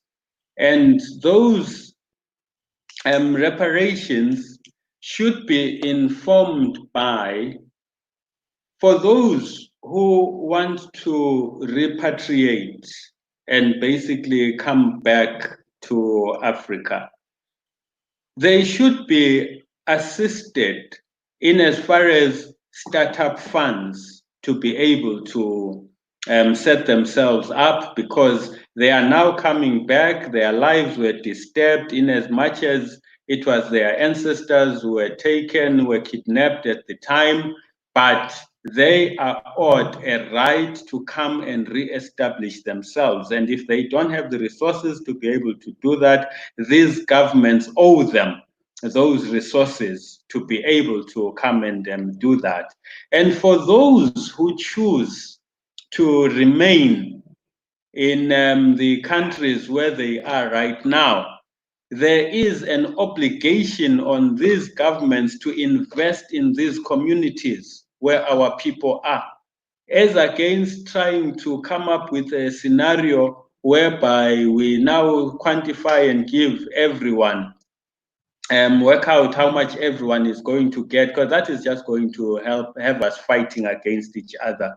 They owe us basically investment in our communities. And besides, my brother, it's not even right to look at it from that angle, from the perspective that this is also our taxpayers' money. The taxes that you are paying right now, basically you are entitled to by virtue of the fact that you are resident there. But over and above that, there must be a reparations fund which is created, which will then be monitored by Africans themselves for the development of their communities. As to how that fund will be quantified and worked out, I think that's one of the modalities that would have to be looked into going forward.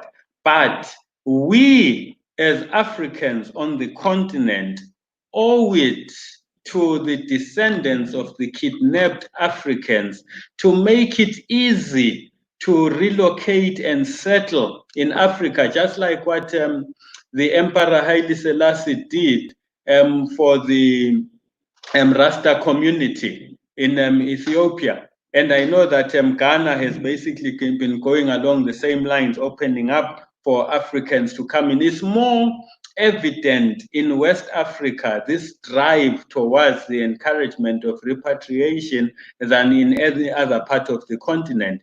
So there are two aspects to it, where on one hand, there is the obligation on the part of the enslavers to make sure that those of our people who want to settle back in Africa are able to do so. And there is an obligation as well on our part on the continent to be part of the healing process in receiving our brothers and sisters, and dealing as well with the scenario that you painted so well earlier about how when some of our people relocate, they come here and end up with a different enclave where it's an exclusive club which no one else can belong to, but some local elites can basically work their way into it, because their local elitism is basically the qualification to be part of that particular club. Because some diasporans come here and treat us as though they are the Europeans now or the Americans now, and we are expected to look up to them, and that ends up causing conflict. So it's part of the collective healing process that has to happen between the diasporan communities and the African communities. The more we can have engagements such as this online and begin to further facilitate face-to-face engagements, facilitate exchange programs, then we will be able to deal with the issue of reparations in a more meaningful manner from that perspective. Which is why, for instance, you find, again, the government of South Africa in Azania has said that June is Youth Month. So we as the School of African Awareness are taking advantage of that month by ensuring that as much as we can, the youths from the different countries where we are represented will be able to talk to each other during this month, because what we have failed to achieve and failed to do as the adults in as far as having a meaningful, principled, and purpose-driven unity, maybe we can begin to assist our young people to be able to do and avoid the mistakes that we ourselves made in the process. And now, my brother, when you look at it from the perspective of the continent and the drive for reparation, very few of our people understand the concept of reparation. It's a subject that is hardly spoken about, let me put it that way. We are one of the few organizations in the continent that try to keep the reparations subject alive. But what we have also found, and which is presenting itself as a danger to Pan Africanism, there is now this narrative that says within the generality of our Africanness, there are people who are indigenous to certain parts of Africa. And these people need reparations because, together with the colonial experience, they were also invaded by other Africans. So they now should have reparations from other Africans as well. And the scary part about that is that we hear this being spoken by people who have an interest in keeping Africans divided. And some of our African people are actually taking this language on board and beginning to say, yes, there are Africans and there is us. So where do you begin to draw the distinction between us and Africans? Where us now is saying, because we are indigenous to this corner of Africa, we deserve to have more rights than anyone else in this corner of Africa, as against having a general right of abode and the right to reside and settle and have family right across the continent of Africa. So that is a conversation, my brother, that is not happening much. Though, having said that, within the context of Azania, there are some people who have taken up litigation against some of the companies that benefited under apartheid and called for reparations. There was some movement whose name I kind of forget now, which was calling for reparations. But the amazing thing is that it was led by Euro descendants, and no one exactly knows what happened to the funds that were realized out of their actions. And some of our people were given a few thousand rands and were told that was their compensation. But as to what exactly happened, no one knows. And this is the mistake again, where we entrust other people with our future, where we entrust other people with fighting our battles for us, whereas we should be fighting our battles for us. And yes, you're very right about the situation with the Herero, the situation with the Mau Mau. We even see what Leopold did in the Congo and how people's hands were being chopped off if they didn't collect the amount of rubber that Leopold expected within a certain given point in time. And in Zimbabwe, Rhodesia at the time, they had what they used to call protected villages. And protected villages basically meant these camps that were created by the Rhodesian regime. And they were concentration camps, basically. People could not move in and move out at will. They were subjected to whatever treatment these soldiers wanted. So we do have issues that push us to call for reparations continentally, but there is little that is being said or done. And the enslavement, my brother, the Arab enslavement is still happening right now as we speak. In the north of Africa, some of our brothers and sisters are still enslaved. Countries like Mauritania have been passing legislation over the past decade or so to stop the enslavement of our people, but it's still happening. So reparations is a call that we need to be pushing on the continent as well. It's not simply about the situation involving the diasporans, but it cuts right across. Mhm. Yes, my brother.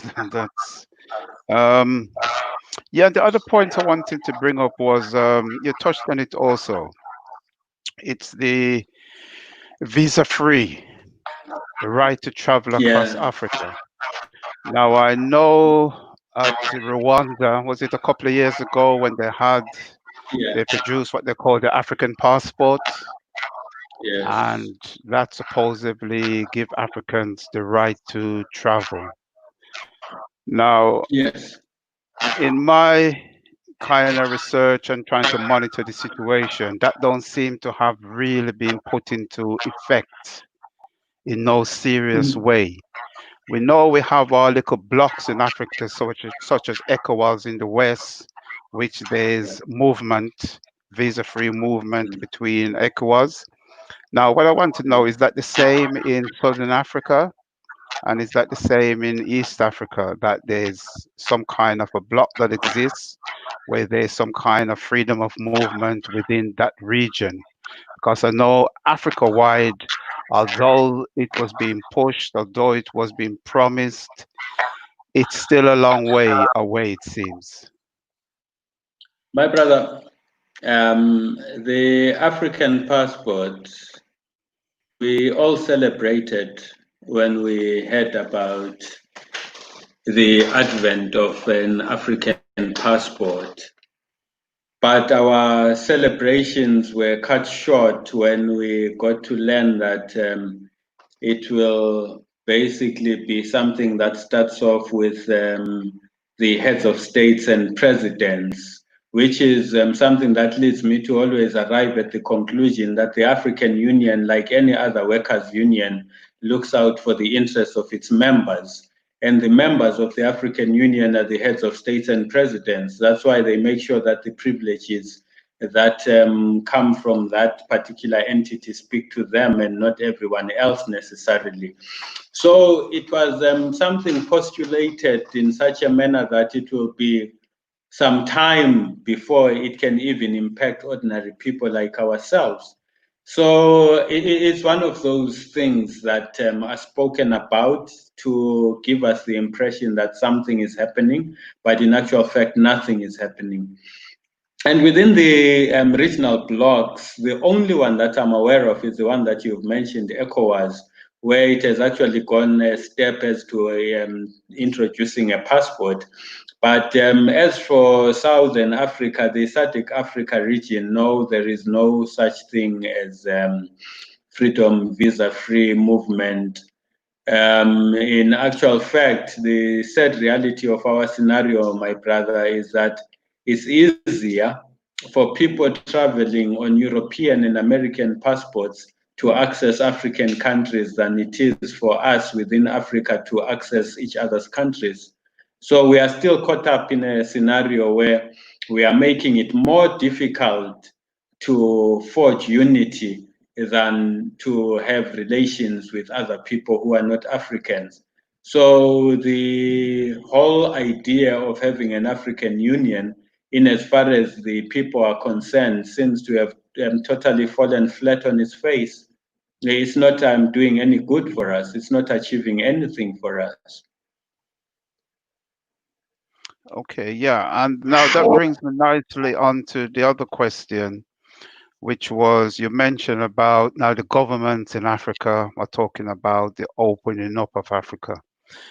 We know when Yes, we look back at these fancy terms of structural adjustment and so forth years ago, that's when it actually started an attempt to open up Africa to privatize everything, knowing that the ones who could take immediate advantage of that was outside forces, which has been the case. Now, we have seen in especially, I mean, a country like Zambia has been brought up a lot recently because, yes, yes. it has been accused of selling its soul to the Chinese.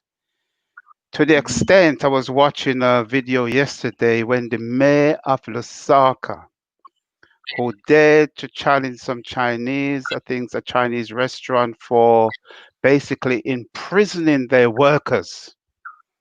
The workers was locked up on the premises, wasn't allowed to go home. And when he challenged them and telling them that's against the law, it's like a few days later, it seemed he was forced to apologize and humble himself and apologize to people like the Chinese. So my question is, um, from your vantage point, say in South Africa, and you see the different people coming in. The Chinese are very visible at the moment because we know they're right across Africa and they are involved in massive projects, which I don't think initially it was a good thing that they could come and help build infrastructure.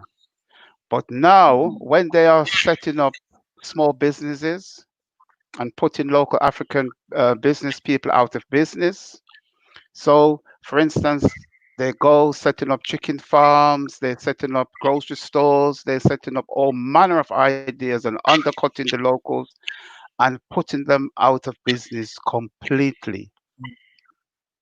Now, first is your perspective on that. And the other perspective that you mentioned is our, um, as diasporans, Africans, what value do you see us as in terms of being able to come to Africa to invest? Because many of us are of the mind that unless we can turn up backed by billions, we would not be taken seriously. If I was to turn up with £5,000 in South Africa and said I would like to start up a business, would I be taken seriously? Do you think? Because we know the Asians and the Chinese are backed by their governments and they have access to incredible amount of capital, and hence they can come in a way that we in the diaspora are just not in the position to do. So how do you see, firstly, the opening up of Africa in terms of what's going on down there in terms of what the foreigners are doing now? When I say foreigners, I think you're clear what I'm talking about.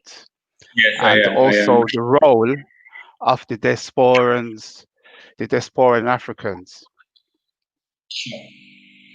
My brother, we are very much concerned about the foreign invasion because to some of us, what we are actually seeing is an imperialist invasion, which is pushing to a recolonization of the African continent. The only difference this time being that it's a recolonization by invitation, because we are basically opening the continent up for it to be taken advantage of and abused, which is why you'll find that the incident that you're referring to, I saw the video where the mayor was closing up this place and taking away their licenses and telling them they can't operate because of what they're doing, which is against the law. And now this other one where he's supposed to eat humble pie. So the question you begin to ask yourself is, are we therefore saying that these people can come, do as they please, and they are above the law? What exactly does this mean? It's a serious cause for concern because we have gone beyond being accommodating. Yes, Africans have been known, even for those descendants of the kidnapped Africans, they have been known for their hospitality and being welcoming all the time. But we have taken it to a level which is now detrimental to the interests and the well being and the benefit of African people. They are definitely moving into Africa, and the loans that a lot of people are so excited about, and how China is giving us loans left, right, and center, and they're not interested in the politics, blah, blah, blah. They are proving to be a sugar coated pill. Because once you fail to pay, the next thing you know, they are taking over the land, they're taking over the minerals, they're taking literally anything and everything that can take. I remember I was part of a discussion last week where some brothers were raising the point that the Chinese are natural allies in as far as Africa is concerned. And my question was, what exactly does natural ally mean, where you have a scenario where your ally is ready to take advantage of your weakness?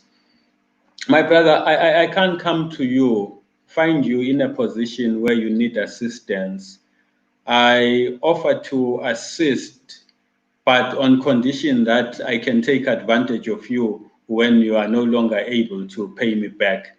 That is not being an ally. It means I'm a pure opportunist and who is ready to take advantage of your situation to my advantage, because the loans that they are giving us, the assistance that they seem to be giving us in as far as minerals, etc., are concerned, they benefit them. They are able still to get raw products out of Africa. If what was happening is that they are saying to us, here is the money, establish factories and be able to have an element of beneficiation and as far as your raw products are concerned, and we will buy the finished goods, then we would say definitely there is an ally. There is someone who is helping me to get up and stand on my feet so that I can be able to achieve whatever I need to achieve. But if that someone is giving me the same kind of so-called assistance that the colonizer was giving, because my brother, you will know this better than I do. But as far as I'm aware, there is no steel industry worthy of any note in Liverpool.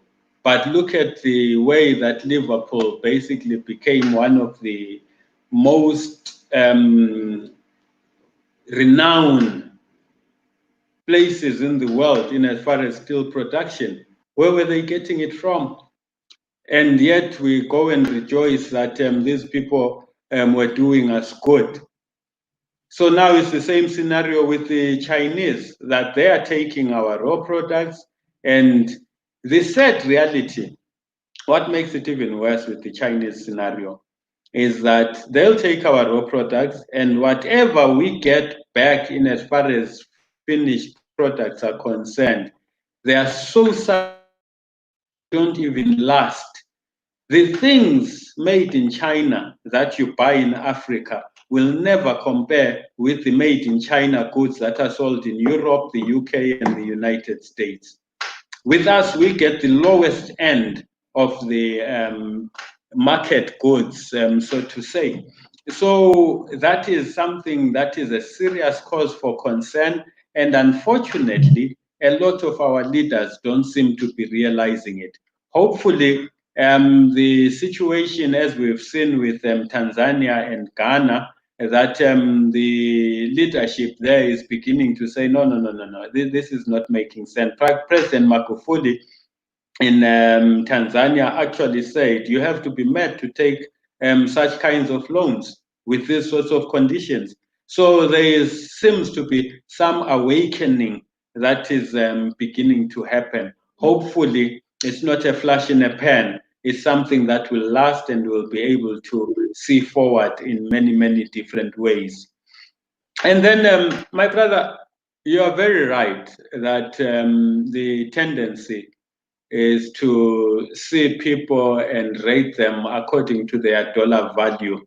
If you come in with £5,000, I shudder to think that there is anyone who would basically be even interested to talk to you about whatever business venture you are proposing, which is why now, through partly the directory of Pan-African, what we are basically saying is to create this directory, which will help us to be able to talk to each other and be able to identify each other's interests.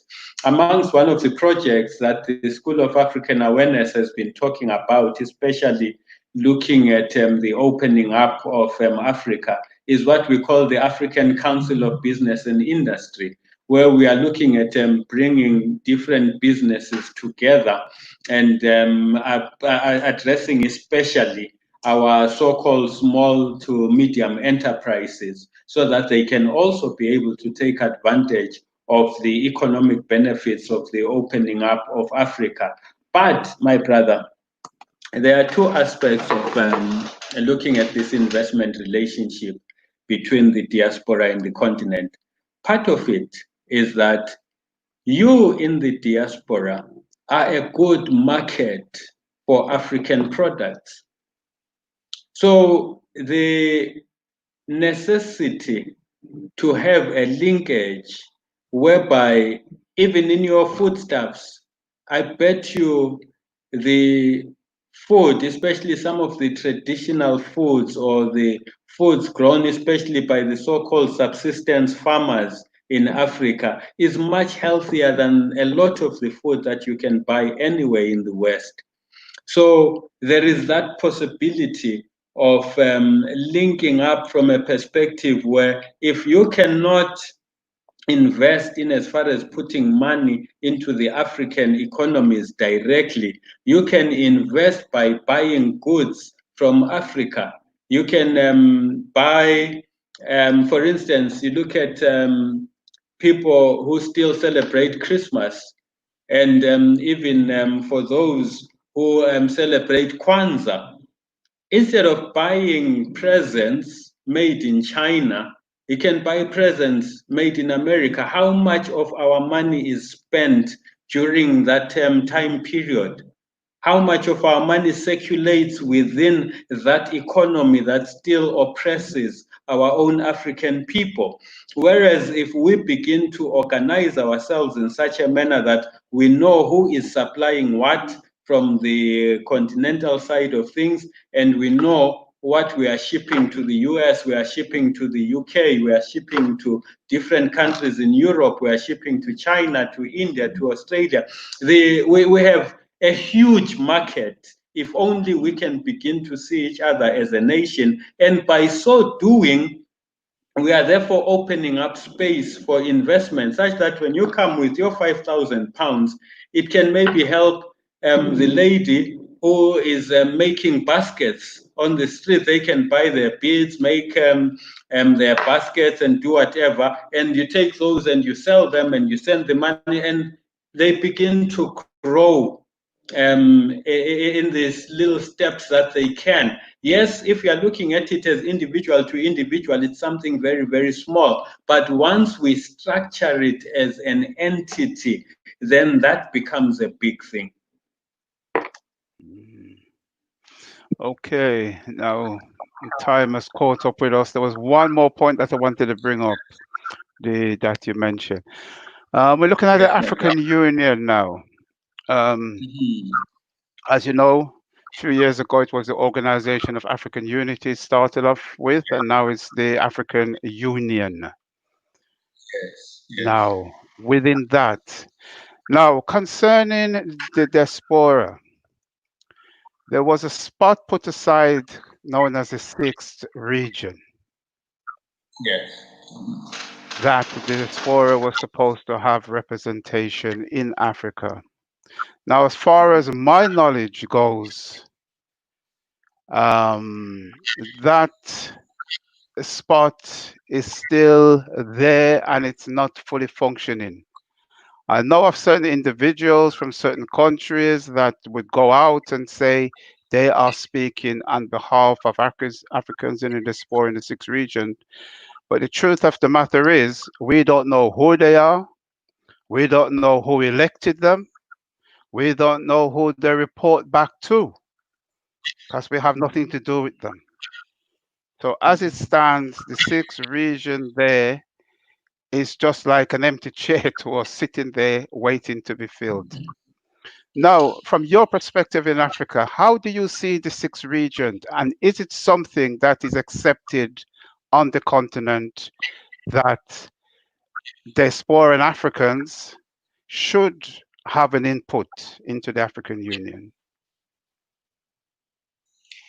My brother, the sixth region as a concept is something that we celebrated because we were of the view that finally that part of the global African nation, which is outside the continent, is finally getting official recognition, is now coming to a position whereby it can be acknowledged not only in existential terms in the sense that it's there, it exists, but also deeper in that it can play a meaningful role in the advancement of the interests of the continent, that it can play a meaningful role in as far as the development of the continent.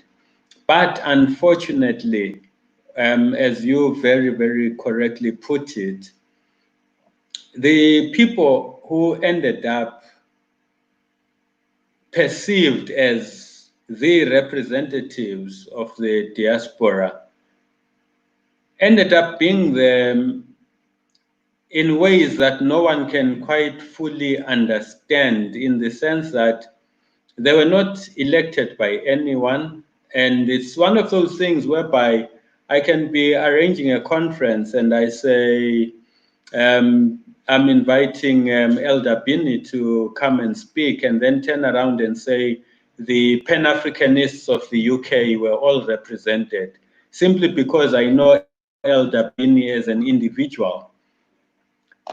So the manner in which some of these people who ended up on the African Union got there because someone knew someone who said, oh, yeah, let's talk to so and so in this country. Hey, so and so, we need some organizations here to basically speak for the sixth region. Oh, yeah, sure, let me check my database. And necessarily in my database, I'll look for the same people who are basically of the same mind as myself. It's highly unlikely that I'll open it up and let it be broad and have it as an all-inclusive process. So the mistake that was made was firstly not to define clearly the criteria of representation and how those representatives end up there. It's almost the same scenario we have with the so-called Pan-African Parliament. We have a Pan-African Parliament here in Tanzania, but we don't know who is representing us and how they got there.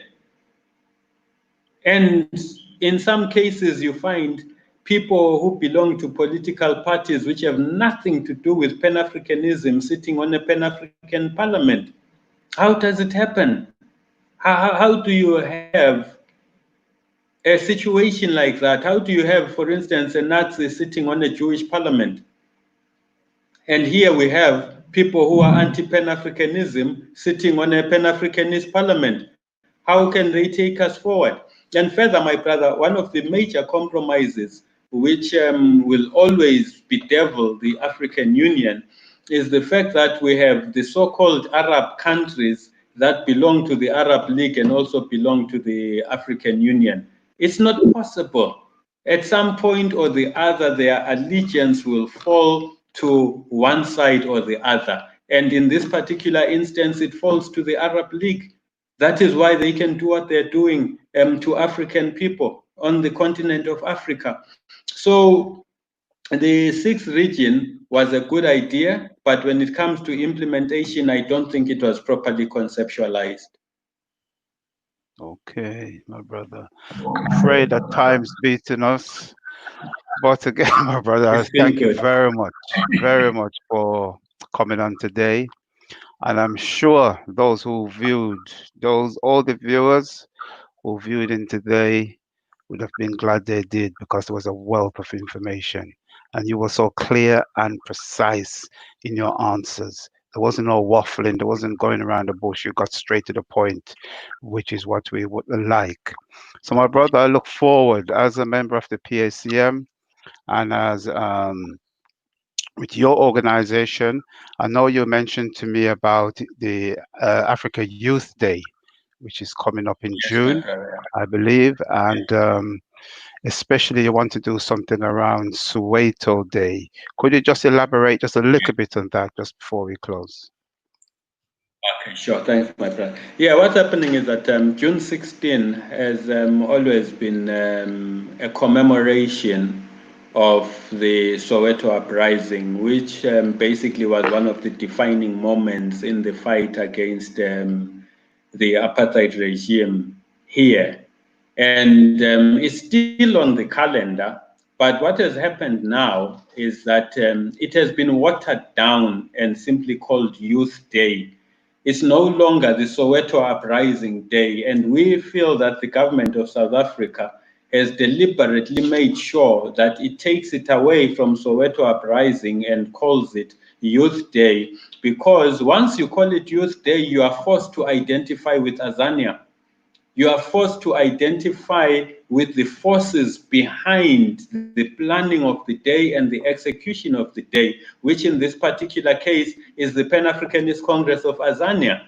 That was the entity that really structured that entire day and made sure that it happens. So, what we are saying now is that we would like, as the School of African Awareness, to make this a broader initiative in the sense that on that particular day, we are actually identifying youths from different Pan Africanist organizations from different parts of the world who will be able to sit and talk to each other about what it means to be African. More particularly, the theme for the day is African youth acting now, shaping the unity and future of the global African nation.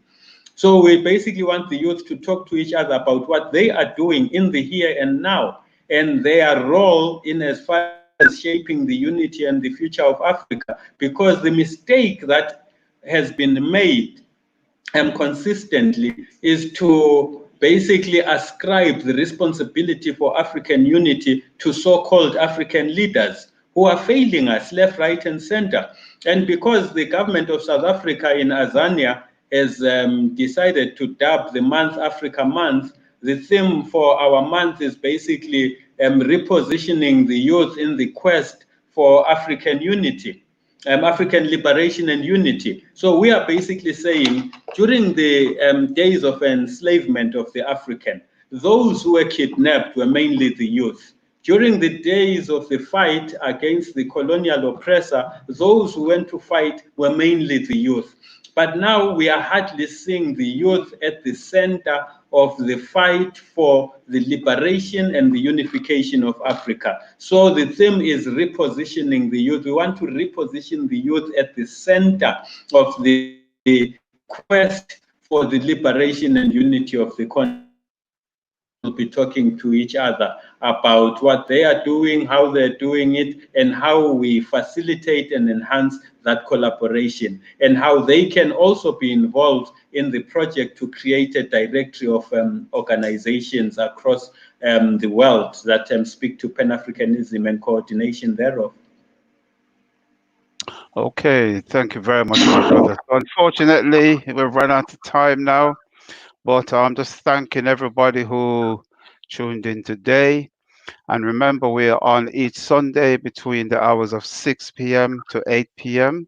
And this session, we call it the PACM Umoja session. And And so, my my brother, yeah, carry on.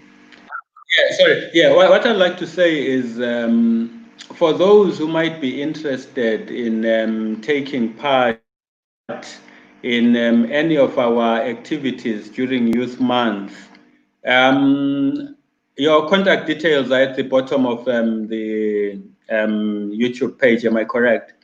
Yeah, I'll put up our email. The best way to contact us is Yeah, they can contact you, or else what I can yeah, do, I can just put in the chat as well my okay. numbers and also the email address so that those who may be interested may get in touch and we take it from there. Okay, that's the email, that's the phone number coming through. For some reason, this thing has a tendency of sending so many items. Okay, they went once this time. So it's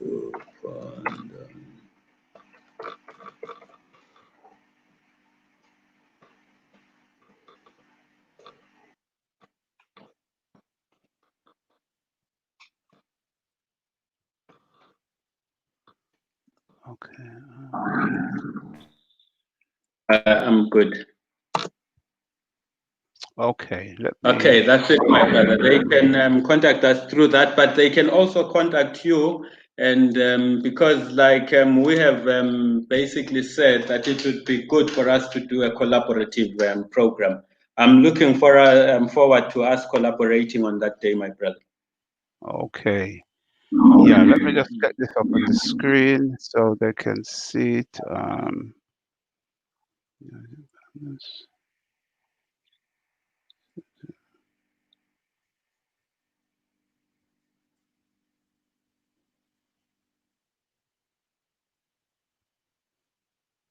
And that number there is also WhatsApp, so if they can't phone in, they can send a WhatsApp message. Okay. I'll just. Um,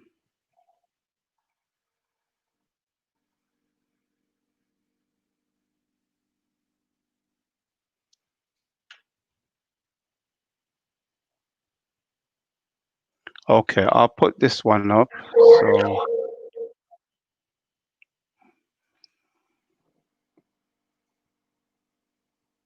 Right. That's up. That's. Okay, great. Thank you very much, my brother. Oh, sorry. I put that bit up. Ignore the top bit. I just copied everything and that came out. Oh, okay, So sure, it's sure. I this see bit. you. Yeah, this bit that. Um, Wait, let me just take that out quickly. Okay, sure. Um, hmm,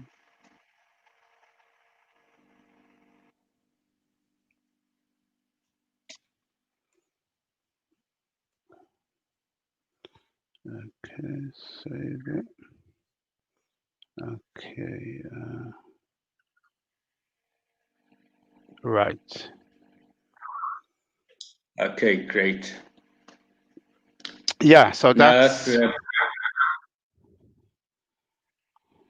that's your detail there, and you can see you can contact the PSCM. That's our email. Scrolling, just send us an email on that email there, and it's the best way to get in touch with us. So again, my brother, great. I'd like to thank you again, coming all the way Thanks to you, from my. Tanzania. And we very much appreciate what you had to say. And I hope this is just the beginning of a fruitful Absolutely, relationship between both absolutely, organizations. Okay. absolutely, my And just to say to everybody, thanks again for watching. And remember, we'll be back here next week with another very interesting topic. So until next week, I would like to say thanks again for tuning in to PACM TV, PACM Live TV. So until next week, I'll say goodbye to everybody. All right. Bye. Thank you, my brother. Goodbye. Yeah. Yeah. Hold on.